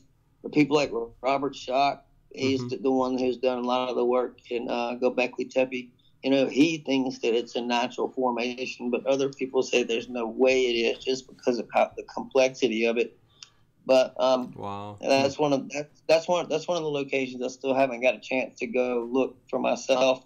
But that's what I'm about to do now. I'm like, I've been to Mexico and down through there in Belize and looked at these things, and now I'm being invited to, like, Dr. Sam Osmanagic. He's the one in Bosnia, the Bosnian pyramids. He wants me to come over there because I think Bruce Cunningham, he's the Advanced Archaeology Group and Ancient Mysteries International magazine, and he sent him some things that I wrote, I think, or the radio show I did with him.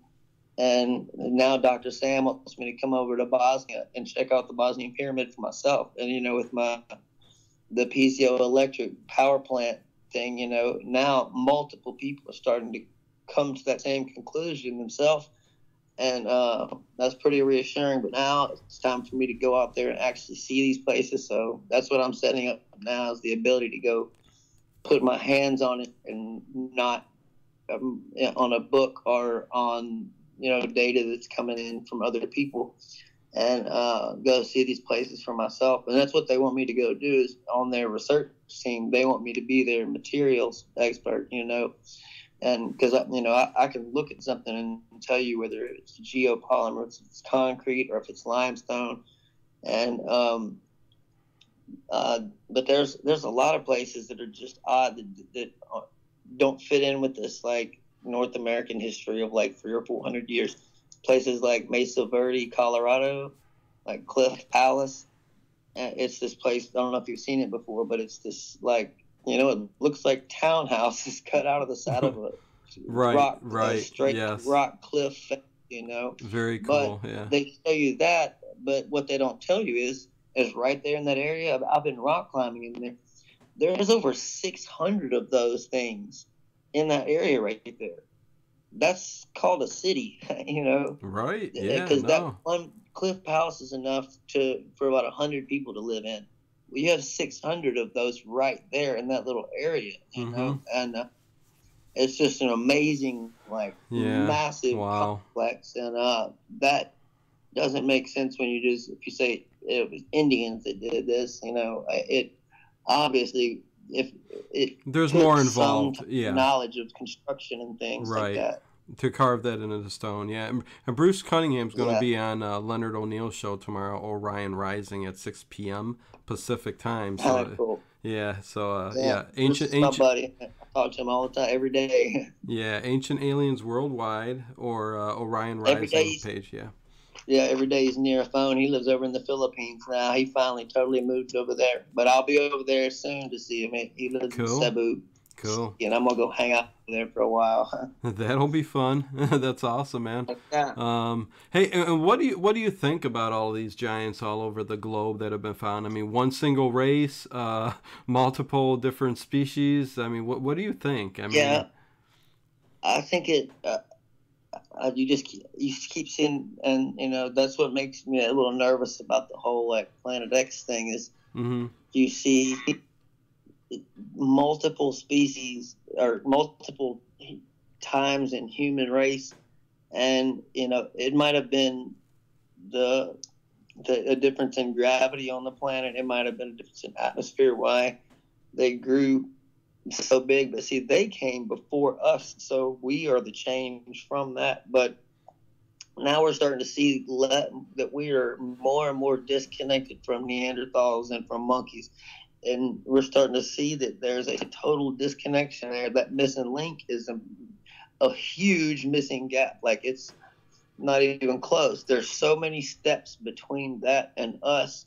And there's a guy in Germany who was talking about cloning a Neanderthal, and had made a comment about if he had a surrogate or something. But then he later said that he didn't say that to Der Spiegel magazine or something. And but that wouldn't even be possible. So they're not that close genetically to us. So they probably existed solo on their own, separate from human. Or we know that they live contemporary at the same time as humans. Yeah. So that they were on the planet at the same time as us. We know that for a fact, and in different areas. And then you have, like, in New Guinea, you have these, like they call it the Hobbit, like, Right. not just giants, you have the small beings too. Mm-hmm. So you see multiple different types of beings all over the planet, And and you think they came some of from these somewhere people, else then? uh, that's one thing that we don't know yet. Okay. Yeah. But I think with the lidar and the muon imaging, Mm-hmm. now we're starting to be able to see into the earth, deep into the earth. And I think that right now, people are going to put their cities where, like we were talking about before, in the same place. It's logical. So I think a lot of our cities are sitting right over the top of older cities and older cities. I think there's layers of civilization, and that's what the Mayan had said. And they even had it broke down that their clock that counted down to 2012. They talk about the first era as us coming out of the jungle, out of nature, into civilization.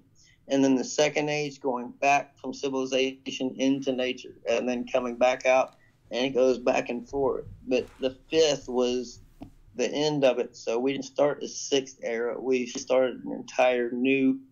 It's called that's what the nine waves of creation is about. And so it shows the rise and fall of man, and that's what it's talking about.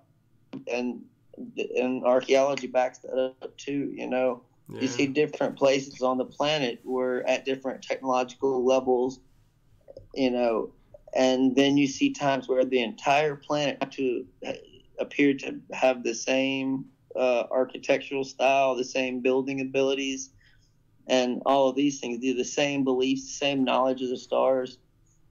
So Yeah. there were times where it Interesting. appears there's a global civilization, and then there's also times where it looks like there's a separation, or man coming back. So you have isolated places where you find man, like, in Northern Europe, and then uh, not much else around during that time. I think that our history is so much more complex. They want to say we came from a single-celled organism, and it's step, step, step. It was linear straight to here, but the truth is, it's not like, starting from one point and branching out. It's more like the roots of a tree. There's all these thousands of different variables that have led us to this point now. And what we're finding in the ground is backing that up. It's telling us that we do not know what we were talking about at all. Like, I mean, the things that we're told in archaeology, if you go to school in archaeology, they're like, and read Michael Cremo, Forbidden Archaeology, because you're like, if you're an establishment person, you're like forbidden to talk about it. And, when you have in this entire system, and, that even that's why they call it the Babylon magic money system, and that's what the Anunnaki supposedly came up with back then. And it's still a system of control. And when you have an entire world of professors who are allowed to write their own books, use them as textbooks, well, now you're charging $200 a textbook, and you've got 150 people in every class, and you got 5 classes. Well, you got like 100,000 reasons a semester to not ever make any new discoveries. And then tenure, they don't want to go outside and say anything different, even if they don't agree with it. That's why I went and majored in education, but I never did my student teaching, because I didn't want to teach something that I knew was totally false. Right. And but now I knew why I took it. I just walk in faith. But now that's what I'm doing every day, is I'm learning and teaching, because that's what I wanted to learn how to do, and that helped me teach martial arts and do all kind of other things and learn more. So, and that's what I've Right. been doing. Mm-hmm. When you major in education, it teaches you how the human brain works, and the different ways you can learn, and how advertising works, and the 5 different types of advertising, the repetitive type, and the gag type thing that makes you remember certain things. Well, you learn all these different ways to learn things. But once I started studying like resonance and things like that, and Mm-hmm. started like meditating and started learning things like that, just to see the, you know, anthropomorphic, or just the effects to the body and the and to your mind and everything else. I was even like getting isochronic tones and binaural beats, and like you can get a on that all over Facebook, get like a 400. You can type in 432 hertz delta wave. Well, I would put that on, and I mean the delta waves would knock me straight to sleep, and that would Huh. put you in a delta sleep. And the theta waves is the state that your brain starts giving off theta waves when you get into in meditation, when you get in a calm state. Yeah. But if you're sitting there concentrating on a test, you're giving off alpha waves. But one day, I swear, it just felt like I was somebody just plugged me into the wall, Oh, and wow. it was like Static short charge. circuit. It's like I couldn't, I have to turn my brain off at night, turn my phone off, and stop thinking about things. That's why I still have to listen to the radio, like we were talking about before the show. Right. I have to listen to the radio every night to go to sleep, and I like the only way to calm me. I think I use that so long is like a getaway.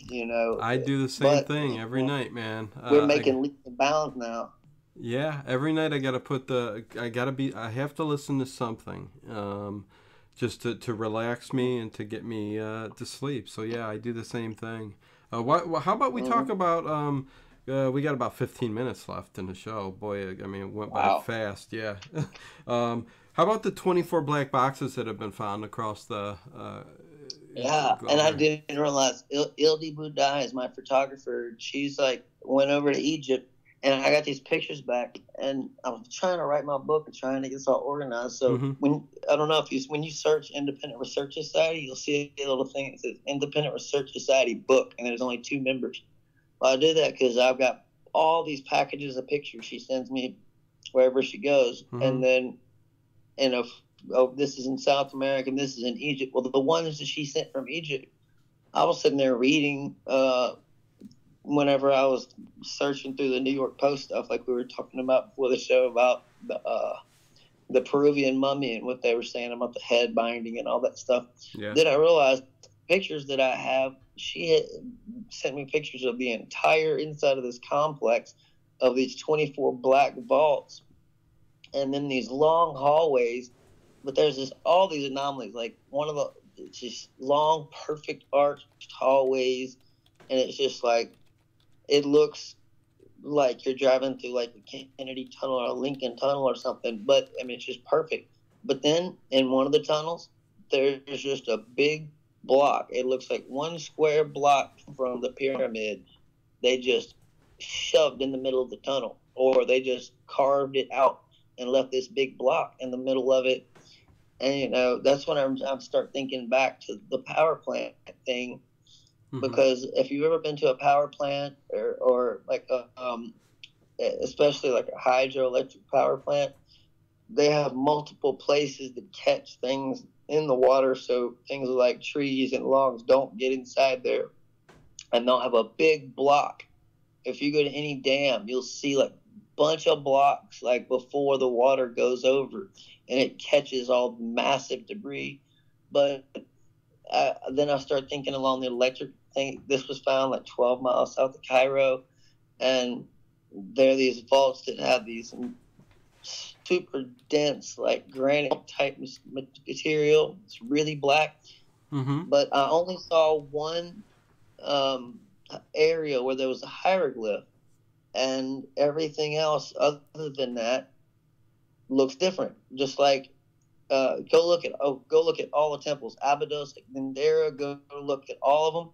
In some of them, you'll see the newer temples have the writing directly on the wall, and the ones like Abydos that are from the age before, they have plates that are over the walls with it. You've seen it, the brown material that looks like plaster with the hieroglyphs, looks like they're stamped into it or carved out of it, but those plates sit on top of the walls.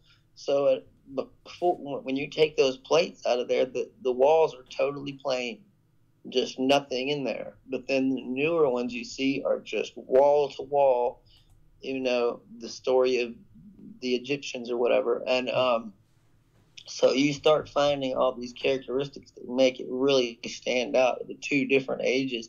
But those vaults, I think, were just, they either had something to do with that. Maybe that was, when the electricity was generated, maybe they were using that fact that the Nile floods every year. Maybe they were using that to store up energy, and that's whenever they were creating electricity. If it didn't flow through there, they knew that flood was coming every year.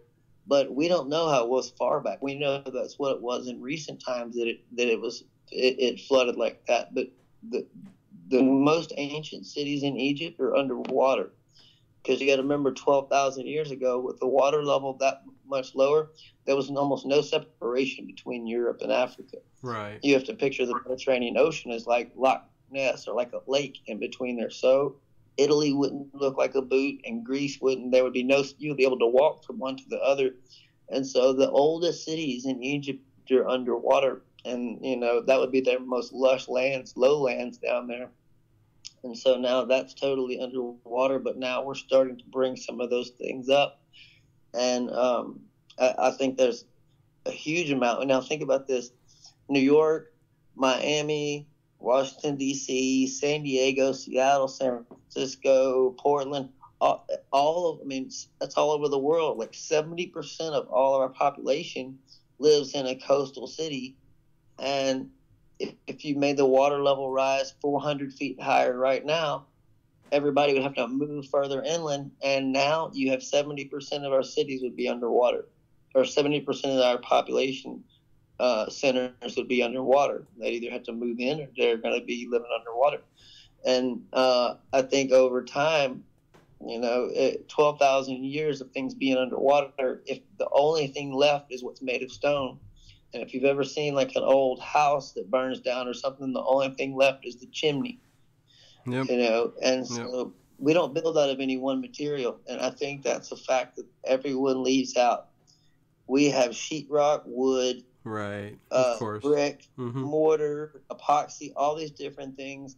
And the only thing left standing is stone. And now you look at those jigsaw-looking walls in South America, and then you realize all of us have seen a brick wall and pushed it over when we were a kid or something. A little brick wall left, and how easy it is. Well, it's just perforated lines. I mean, that's about the weakest that you can make of anything. Yeah. And it's like sand holding it together. So those jagged lines keep it, and also makes it pretty earthquake proof too. But what are these thread through the whole planet on all of it? Yeah. What are the 20? What do you make of the 24 black boxes that were found though? I mean, what do you think they're for? What are they? I think they were. There hasn't been any bodies found in them, and they're all these. If they didn't have any locking system, which it's just like now, you can keep things. If it's a civilization, you can guard something or lock a door, keep something from people from getting to it. And now, like with LiDAR, we found a 3,000 room labyrinth underground right in front of a pyramid people have been standing on for a long time. And the rooms are still full of all kinds of stuff, wood. And now LiDAR, we can detect different types of material, bone and things like that. Right. But it's like 80 acres. It would take forever to figure out how much sand that would be to get out. But I don't know. With the way it is, it looks like it would be really hard, almost impossible to open the things. So storage of, national treasure, just like a treasury, or it had some, if it wasn't in a tomb, then it was some, it had some function. They're not going to build anything with no function. But we don't know though, because with Zahi Hawass there for so many years, he could have come through there and collected everybody out of every one of those boxes, because now we found out about so many things he lied about. He's supposed to be on a clerk's salary, but his kids go to schools that are more expensive than even that is, and he's like rich. So he's been selling artifacts and doing illegal things for a long time. Wow. But we got a new guy out there now. We got a new guy in Egypt. And he's pretty much like anybody who wants to come look and see. That's like about the mummy. That Egypt is doing the opposite thing right now. They're like, if you want to come over here and see it, come on over. We'll let you go in pretty much anything now. And with muon imaging, that's like, if you don't know what that is, say you break your ankle, you go in the emergency room, you lay your leg on top of one of those tiles and they take a picture. Then they remove the tile out from underneath your foot. And that's what they used to do the x-ray. Well, now they take those tiles and go to the deepest level of a pyramid and line the tiles up across the floor. And now leave it overnight. The cosmic rays that rain down from the cosmos, from space, all night long, they come through the pyramid or through the structure all night long and hit those plates at the lowest point on the floor. And then the next day you go collect the tiles, and whenever they go back to read them, it's called a high-speed microscope, and it goes by and it reads which angle the cosmic ray came in and what kind of mark it made on it. So it gives you this 3D high-definition picture of every single square cubic inch of the entire thing. So if there's a void anywhere in the pyramid, now we'll know it. Wow, we don't have to guess. We don't have to blow things up or anything like they did in the 20s. Yeah, now cool. We have a high definition view of the entire thing. And they did a muon image of the bent pyramid. It's on YouTube. It's pretty cool stuff. Yeah, that's cool. Did you see the new story that's out there where they went through the one chamber and there was that long shaft that was about 6 inches by 6 inches, I believe, and at the very end of it was just a 6 inch by 6 inch little like door or whatever with a handle on it. Did you see that story? I mean, I don't know if that's the. I think that was the place Carmen Bolter was talking about. Okay. And I think that was where. I think that's at the location I was telling you about where the labyrinth is. Have you ever seen the labyrinth? You need to go type in Egypt labyrinth. It's and we think that's what what's his name Herodotus in Greece was talking about when he wrote the story of the labyrinth. Mm-hmm. That's where he got the idea when he traveled to Egypt. That was where he got the idea from. But that even the labyrinth it's 2 levels, 1,500 rooms on each level, 2 stories underground. But she was at one location, and the door went that direction, and so they took off through the desert that way, and they ended up at that pyramid. And that's where the labyrinth was found.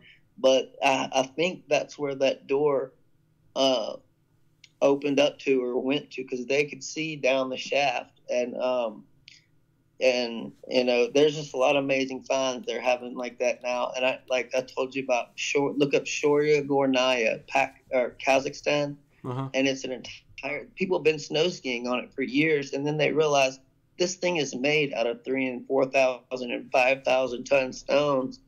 And when I see that, the first thing I think is that's where somebody would go to ride out a nuclear war or an extinction level event, like an impact event. Mm-hmm. It's the perfect structure for it, and they went and found, and I was like, damn it, I wanted to go do it myself. And that somebody went over there and they looked at these massive megaliths, and they found where there's a vault in one of the rocks that has a hallway inside of it that leads inside of the mountain. And so we're about to find out what's inside there. And I think that might be where Graham Hancock's builder gods might have been riding out extinction level events. Because there is a record of people like Quetzalcoatl, Kukulkan, Thoth. These people were popping up after extinction level events and kickstarting mankind's knowledge again. And that's who taught the Mayans and the Aztecs all their information, and that's who taught the Egyptians all their stuff. And so you just see these crazy white guys showing up in South America, with long hair, Caucasians with long beards, and when they said when he left, his hair was silver and gray when he left, and he left by sea the same way he came. But you do have this one race that seems to have survived at least one event, and been there to pass along knowledge, astronomical knowledge to the next people, and that's a repeating theme too in all those civilizations. Wow. Yeah, good stuff, man. Yeah, we're about at the end of the show here, Jeffrey. Let me Had fun, man. It went quick. It sure did. 2 hours, man, flew by. For sure. Is your Facebook? There's just not enough time to talk about it, but I mean, the Research Society. It's not now. We've built the organization, and now it has the things and the different experts on all the stuff. So, but now it's about anybody who wants to learn the truth or learn how to use these tools and learn how to use these satellites, or wants to take a look at this information himself, come join the society. And Okay, Dino will tell you, I sit there 24 hours a day to do nothing but show people how to use stuff. And I sit there, and as new data comes through, I'm sitting here posting it in the data stream and on the wall. It's better than any news channel, really. I mean, you constantly got... I mean, you don't really have to go anywhere else, to tell you the truth. I mean, I'm constantly seeing stuff, and I'm like going, okay, this is stuff to take me all through the day, man. And you do it just about every day. It makes me feel good. I appreciate that. Because that's what it's supposed to be. As things come in and we find out about them, I share it with everybody, and then you have the different experts that are there that are all over the world. So I have to wait till the next day sometimes because they're not awake yet. Exactly. And by the next day, I see what they think about it, and they have more information to add and share to it. And now that's what it's about. I built a research society, so there's not competing independent researchers, and everybody's keeping their knowledge. Now that everybody's sharing their little piece of the puzzle, we're starting to get a picture together really fast. Oh, yeah. And somebody's asking, of course, in the chat and stuff, where to go. I mean, you would definitely look on Facebook.com/groups Independent Research Society, but you can just search. Once you type in IND into the search box on Facebook, it'll take you straight to the Independent Research Society.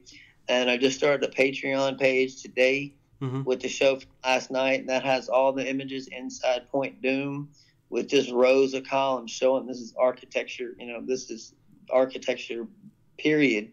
And is the Patreon under your name? I'm going to start adding material to it. That helps like artists and creators like me that are trying to, and you like podcasters and people who are searching to make it and go another day. Is the Patreon under Jeffrey Boyd, or is it Independent Research Society? Truth Mafia. Truth Mafia. Okay. So go it. Okay, and I think the link's in your Independent Research Society too, but you could also look on Patreon for Truth Mafia. So there you go. I am going to let you go, Jeffrey, man.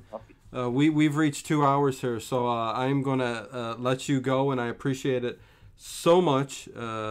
So much information you gave me today. So I will keep up.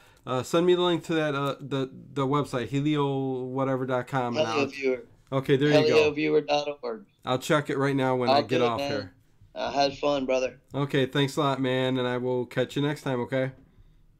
All right, peace out. Okay, take care. Okay, there you go, man. There's Jeffrey Boyd Jr.